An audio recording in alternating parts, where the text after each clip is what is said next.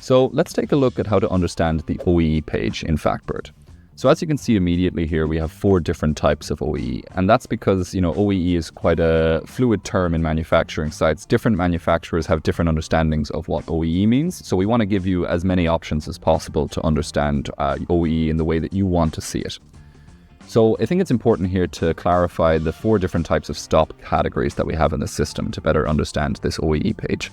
So we have our first type of stop category is blue stops, and these are no planned production. So you put these types of stops for when there is, let's say the weekend or the night or any time that you aren't planning to produce. These are blue stop types. The gray stop types are, non-production activities. So these can be meetings or maybe, whatever you want to put in there that needs to be done but isn't necessarily related to the batch, but it is during working hours. So that could be, as I say, meetings or lunch or whatever that might be. The next type of stop categories are yellow stops. Now these are batch-specific non-production activities. So these are, your cleaning, your changeovers. These things need to happen during production but aren't exactly value-adding hours in terms of output. And then, of course, there's the red stops. These are the technical stops. So, let's say the machine goes down. This is all your unplanned downtime. And this is, of course, what you want to minimize as much as possible. So understanding that, I think it's good to start here with this waterfall graph. So in this case, I'm looking at 1 week, which is 168 hours of time. And then we start with the blue stops. So I lost 58 hours to no planned production. That means that 58 hours out of this week, there was no plan for this line to be running. That left us with 110 hours of manned time. We then lost 0.2 hours to meetings, so not much time lost to the grey stops, and that left us with 109 hours of production time. So this is the time that we were meant to be producing for. We then lost 3 hours to changeover, cleaning, planned maintenance, product samples, so all these things that stopped the line, but are still essential to production happening, but it means that the machine wasn't actually producing at this time. So that left us with 106 hours of operating time. So in an ideal world, this would be the amount of time that we were constantly producing for.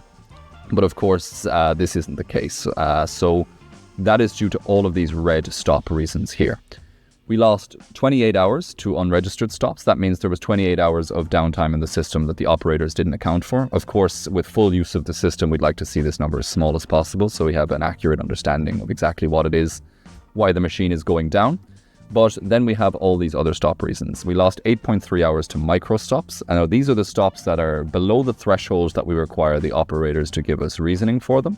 But we still want to understand even the micro stops as to why the machine is losing valuable time. And then you see your most common red stop types here. So you lost 6.6 to materials stock, 3.8 to materials shortage, so on and so forth. And that means of these 106 hours of operating time, you actually only had value-adding hours of 55 hours. Now that leaves you with an OEE1 of 52.1%. So that is your valued operating time as a percentage of your operating time. And that is probably the most traditional form of OEE that we have in the system. But then OEE2 takes into account your cleaning and your changeovers and all of your yellow stops and adds that in. So that's going to be slightly lower because it's taking into account these yellow stops. And then you've got your OEE3, which takes into account your meetings, your lunch, all of these things that you put as grey stop categories. And then you've got your total capacity utilization, which is your OEE when you even take into account your no planned production time. So that's 32.9%. And it's important to understand that figure as well, because sometimes the solution to your efficiency problems could actually be just running for longer hours. So this is how you understand the OEE page at Factbird, and it's quite a comprehensive guide that you can hopefully use to achieve better results.